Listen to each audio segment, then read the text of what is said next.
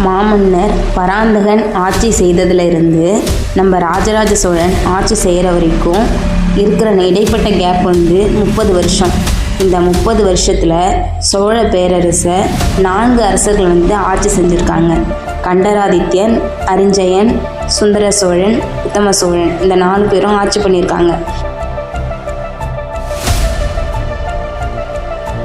பராந்தகனுக்கு அப்புறமா சரிய தொடங்கிய சோழ சாம்ராஜ்யத்தோட பெருமை சுந்தர சோழன் ஆட்சி காலத்தில் ஓரளவு சமநிலைக்கு வந்தது.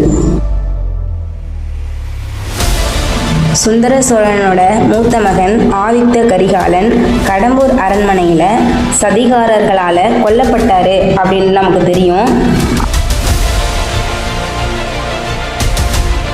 ஆதித்த கரிகாலனோட மரணத்துக்கு யார் காரணம், எந்த காரணத்துக்காக அவரை கொன்னாங்க அப்படின்ற எதையுமே அதுக்கப்புறம் ஆட்சிக்கு வந்த சுந்தர சோழன் தன்னோட 16 ஆண்டுகால ஆட்சியில் எதையுமே அவர் கண்டுபிடிக்கவே இல்லை. அவருக்கு அப்புறமா ஆட்சிக்கு வந்தவர் நம்ம ராஜராஜ சோழன். அவர் தான் தன்னோட அண்ணனை யார் கொன்னாங்க அப்படின்றத கண்டுபிடிச்சார். அதோட மட்டும் இல்லாமல் அவங்களுக்கு தண்டனை கொடுக்குற விதமாக அவங்களோட சொத்துக்களை பறிமுதல் செஞ்சு இருக்கிற பொறுப்பை சதுர்வேதி மங்கலம் அப்படின்ற சபைக்கிட்ட ராஜராஜன் ஒப்படைச்சதாகவும் கல்வெட்டு செய்திகள் நமக்கு தெரிவிக்கின்றன. தான் ஆட்சிக்கு முதல் பணியாக இதை தான் ராஜராஜன் செஞ்சார்.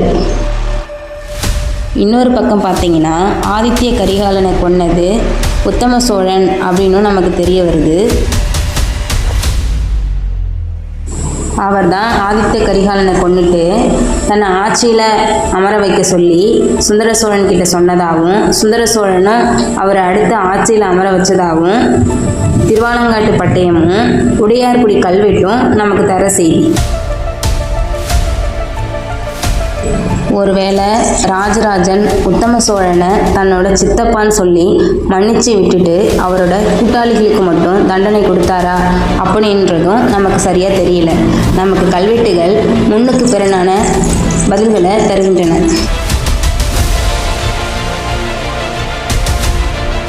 எது எப்படி இருந்தாலும் குற்றவாளிகளை ராஜராஜன் தண்டிச்சாரு அப்படின்றது நமக்கு மனசுக்கு கொஞ்சம் சந்தோஷம் தரக்கூடிய செய்தியாக இருக்குது.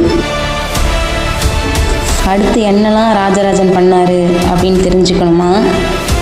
சேனலை சப்ஸ்கிரைப் பண்ணி லைக் பண்ணுங்கள் ஃப்ரெண்ட்ஸ்.